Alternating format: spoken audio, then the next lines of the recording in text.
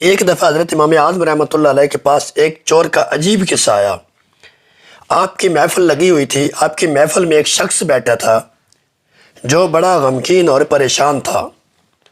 آپ رحمۃ اللہ علیہ جب بیان کر چکے، محفل ختم ہونے کے بعد وہ شخص آپ کے قریب آ گیا اور کہنے لگا، حضرت آج رات میرے گھر میں چوری ہوئی ہے، میرا سامان سارا چور اٹھا کر لے گئے، لیکن ان میں سے جاتے جاتے ایک چور کو میں نے پہچان لیا۔ جب اسے پتہ چل گیا کس نے مجھے پہچان لیا، اس چور نے مجھے پکڑ کر باندھ لیا۔ باندھنے کے بعد مجھ سے حلف لیا کہ تو یہ کسی کو بتائے گا نہیں، ورنہ تیری بیوی کو 3 طلاقیں ہو جائیں گی۔ ساتھ اس نے حلف لیا، قسم لی مجھ سے کہ اگر تو نے اشارتاً صراحتاً یا کسی طریقے سے بھی میرا نام افشا کیا تو تیرا سارا مال میں صدقہ کر دوں گا۔ حضور اب میرا مال سارا صدقہ ہو گیا، مجھے ڈر یہ ہے کہ کہیں ایسا نہ ہو کہ میں اشارتاً کسی کو بتا دوں تو میری بیوی کو طلاق ہو جائے۔ آپ نے یہ سن کر فرمایا کہ یہ اتنی بڑی بات نہیں ہے، تمہارا جو سب سے قریبی ہے اسے میری برگاہ میں لے کر آ جاؤ۔ وہ شخص کہتا ہے، میں اپنے بھائی کو لے کر حضرت امام اعظم ابو حنیفہ رحمۃ اللہ علیہ کے برگاہ میں آ گیا۔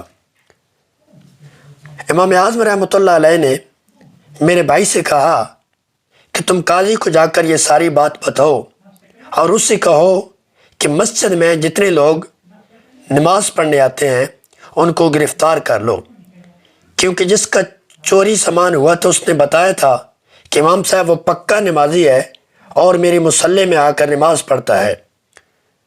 اور یہ بھی کہنا قاضی کو کہ جب سب کو گرفتار کر لے تو اس وقت میرے بھائی جس کی چوری ہوئی ہے اسے دروازے پہ کھڑا کر دو، اور ایک ایک شخص سے گزارو، پوچھو یہ چور ہے، اگر نہیں ہے تو وہ کہے نہیں، اور جس وقت چور کی باری آ جائے تو اس وقت میرا بھائی خاموش ہو جائے گا، کوئی حرکت نہیں کرے گا، اس طرح چور پکڑا جائے گا۔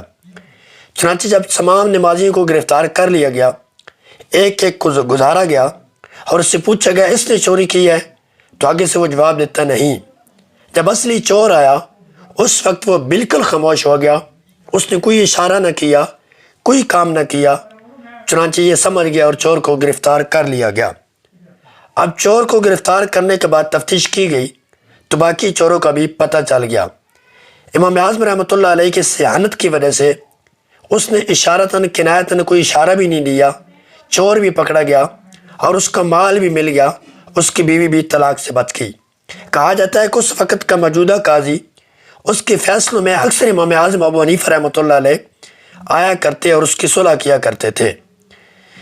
اس وقت قاضی اتنا معتبر تھا، لیکن آپ کے فیصلوں کی وجہ سے اس وقت کی حکومت کو اس قاضی کو بھی معزول کرنا پڑا، اور کہا جاتا ہے کہ اس وقت میں امام اعظم ابو حنیفہ رحمۃ اللہ علیہ جیسا کوئی دلائل کے اندر بندہ نہیں تھا۔